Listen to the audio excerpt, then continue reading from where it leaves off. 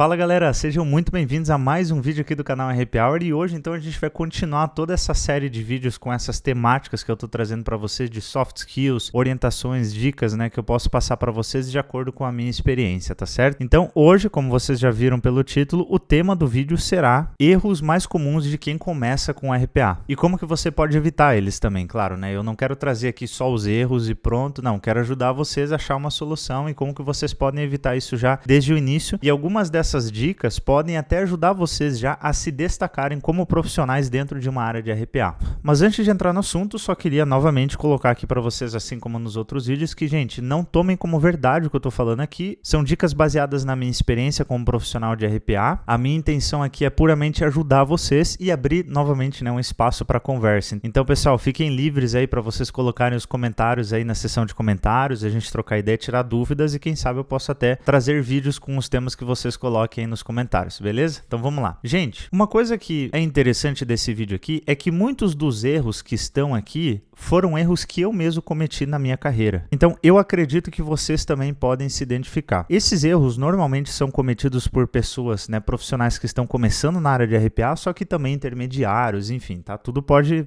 ter tudo seu caso aqui, mas dependendo até avançados aí também, tá? Então eu diria que o primeiro erro aqui é querer automatizar tudo. Nem todo processo vale o esforço da automação. Eu tenho um vídeo que eu já postei no canal, se eu não me engano foi o anterior a esse, em que eu abordo esse tema de o que vale a pena ser automatizado, quais processos, quais são as características, né, na verdade, dos processos que valem a pena ser automatizados, só que eu também coloco características negativas, ou seja, que características esse processo precisa ter para que a gente possa tomar a decisão de que realmente não vale a pena automatizar esse processo. Então, entrou numa área, tá recém chegando, cara, o teu momento ali é de entender como que é o workflow, né, o fluxo de trabalho do time, quais ferramentas o time utiliza, quais são os processos, quais áreas, quais stakeholders que o time está lidando, quais são os key users, né, ou os usuários-chave para você contatar na hora de tirar alguma dúvida com relação ao processo e por aí vai. Então assim, chegou, não vai com essa mentalidade de querer automatizar tudo, sabe? Vai com calma, primeiro sente o ambiente ali, até porque se você chegar com essa atitude de querer automatizar tudo, isso pode ser prejudicial para você, porque lembrando, existem pessoas ali às vezes mais maduras, tanto o amadurecimento que eu quero dizer por parte de companhia, de saber como que a companhia já funciona, como que as áreas funcionam, mas também tecnicamente falando e até de soft skills, tá? Que é o que eu tô realmente abordando aqui com vocês nessa série de vídeos. Então assim, começa pequeno, que é provavelmente o que vai acontecer, com processos estáveis e repetitivos. Provavelmente são processos assim que você vai pegar para fazer o desenvolvimento da automação. Vai ser melhor desse jeito, confia em mim, tá? E ó, é uma questão só de tempo e um tempo não muito longo, questão de semanas aí, talvez alguns meses, para você já começar a pegar processos mais complexos e também até entender essas características de quando que vale a pena automatizar um processo e quando que não vale. Mas assistam esse vídeo que eu comentei aqui com você sobre quando vale a pena e quando não vale, que vai ajudar bastante. O segundo erro, pessoal, seria não entender o processo antes de automatizar, tá? Eu acho que esse aqui é o erro matador, cara, porque quando você vai desenvolver um processo, se você é que nem eu, você gosta de RPA, você gosta de desenvolver, eu gosto muito de desenvolver automações, enfim, chegar ali na parte técnica, ver o resultado, sabe, da automação ali sendo executada. Então, normalmente pessoas que têm esse perfil, elas são mais entusiastas e elas gostam já de partir para o desenvolvimento e por aí vai. Eu acabei aprendendo e tomando esse amadurecimento com o tempo de entender que, na verdade, entender o processo antes é muito mais importante, para ser sincero, do que a parte de desenvolvimento da automação em si. Então, naquela fase de discovery, né, de descobrimento do processo, de mapeamento do processo, que, claro, muitas vezes talvez não é feito por você, desenvolvedor RPA, mas sim por um analista de negócio, só que, como eu comentei em outros vídeos também, depende muito do cenário da empresa, porque pode ser que você faça esse trabalho de discovery, né, de mapeamento do processo também, diagramas e documentação. Então, assim, eu até recomendo que isso aconteça para você tirar um aprendizado dessa parte também, se tornar um profissional mais competente, mais diferenciado, mas entenda o processo, faça as perguntas corretas. Quando eu falo para você fazer as perguntas corretas e precisas, não precisa, sabe,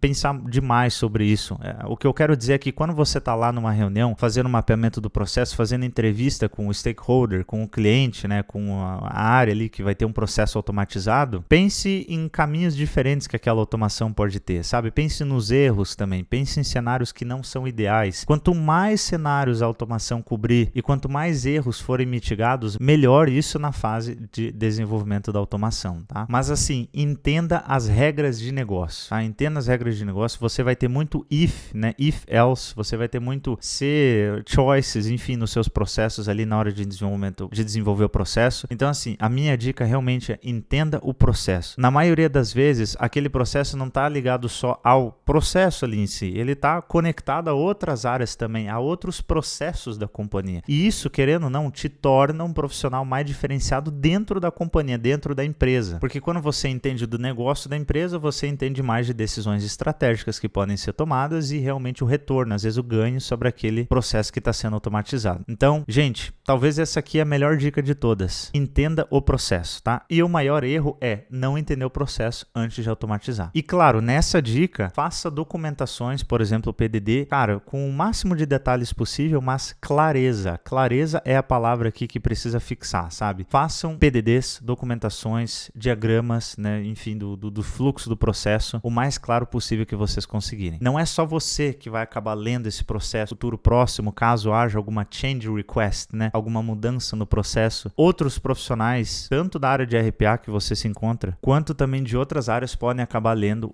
essas documentações também, tá? Baita dica. Ignorar exceções. Gente, eu não vou mentir para vocês que no meu início, quando eu desenvolvia automações, eu ainda que estava vindo de um background até de desenvolvimento de software, sabe? Assim, foi uma mudança de paradigma para mim, né? Desenvolver automações, assim, RPA ali no low code e tal. Eu não entendia muito bem realmente como que funcionavam os retries, as exceptions, né? As exceções. Não entendia nem assim muito...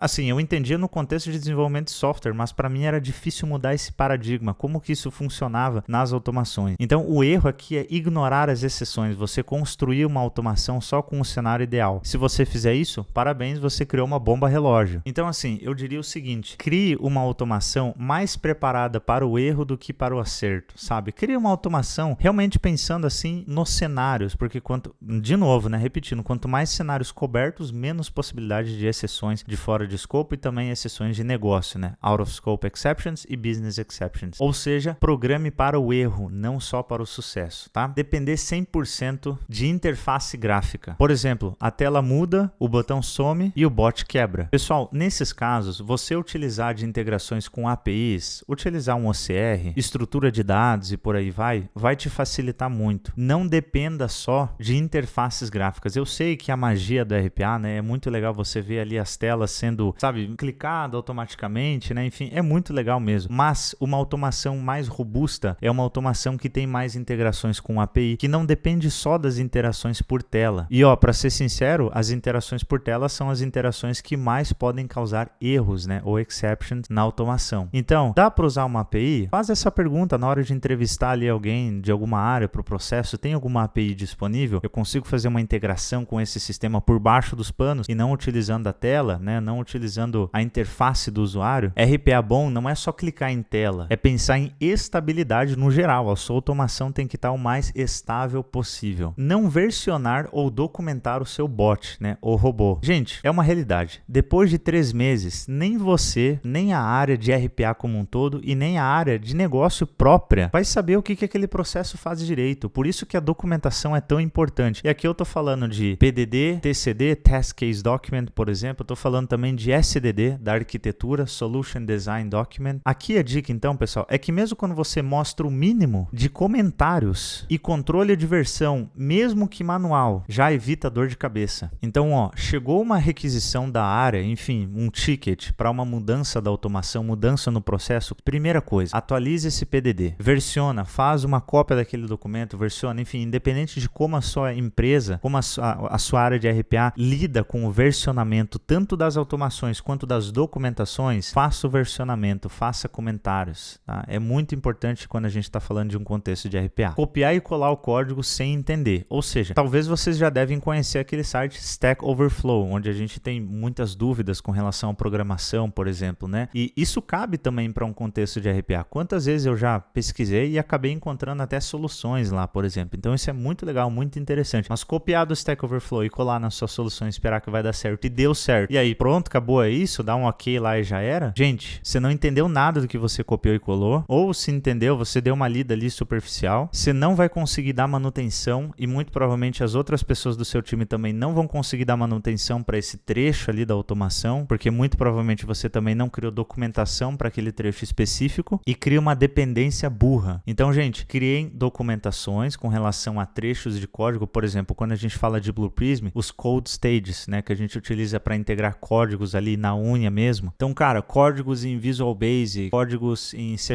por exemplo, que é o que você consegue utilizar ali dentro do Blue Prism, saiba pelo menos o que aquele código está fazendo. Procura uma documentação, faz uma documentação daquilo. Entende como que o time lida com code stages, como que isso é documentado, qual que seria a melhor maneira de documentar aquilo. Muito importante, tá? Não testar direito. Funciona no dev, mas quebra no Q, né, em quality. Funciona em Q, mas quebra em P, né, na produção. E claro, aqui para compartilhar até um pouco da minha experiência, nós temos casos em que a gente está desenvolvendo uma automação e realmente a gente consegue só desenvolver a automação no ambiente de produção. Aí, beleza, né, gente? Aqui eu tô falando de cenários que não são ideais, cenários que eu já tive experiência e que provavelmente você já deve ter tido essa experiência também de desenvolver e testar uma automação em ambiente de produção. Isso acontece. Aí realmente não está na nossa alçada. A questão aqui é o seguinte, se prepare para, na hora de entrevistar a área e até quando você está desenvolvendo automação, solicitar um pacote de dados, eu vou falar assim, sabe? Solicite para eles, ó, me passa aqui dados fictícios e também vamos testar depois, talvez com uma automação assistida, junto com a área, dados que sejam reais também, para vocês testarem a automação da melhor forma possível. E nesse caso dos reais, talvez dados que são reais, dados de produção, quem sabe, só que não apresentem um risco muito grande caso ali a automação não consiga completar o processamento ou por aí vai. Todo mundo pode chegar a cometer esses erros no começo ou até intermediário ali na sua carreira, mas quem evolui rápido é quem erra, aprende e melhora. Esse foi o meu caso. Desses 8 erros aqui que eu apresentei para vocês, pessoal, esses 8 erros eu já cometi todos eles. Então muito provavelmente você se identifica com esses erros também, já deve ter cometido no passado ou deve estar passando por uma coisa assim. E se não, talvez uma boa chance para aprender aqui. Se você já cometeu esses erros também, deixa aqui na seção dos comentários e se inscreve no canal, porque além de conteúdo muito técnico que tem aqui, curso de Blue Prism e por aí vai, eu também tô trazendo essa série de vídeos para falar do RPA sem ilusão. Muito obrigado por ter assistido, não esquece de se inscrever, tá? E deixar o like e eu vejo vocês no próximo vídeo então. Valeu!